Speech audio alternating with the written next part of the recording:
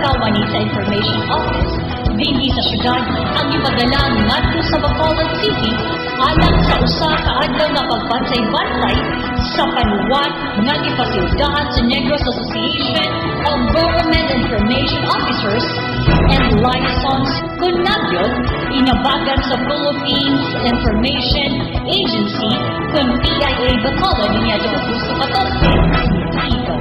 Sila si Danilo Recaron Jr. ug Eddie Flor Silva nga pulos kawani sa Information Office ang misalmot sa Basic Journalism Seminar Workshop uban sa mga kawani sa nagkalain-laing dapit dinhi sa Negros Occidental. Diya sa mong training gisgutan ng news writing din ang paggiitan ng editor sa Sunstar Bacolod na si Nanette Guadalquivir ang mitudlo sa mga partisipante samtang ang feature writing gitudlo usab sa inila nga sports writer sa mga mantalaan sa Bacolod City na si Eric Loretizo na executive assistant karon diha sa buhatan sa gobernador dinhi sa probinsya. Ang mga pagbansay-bansay nagpunting sa pagtudlo sa mga information officers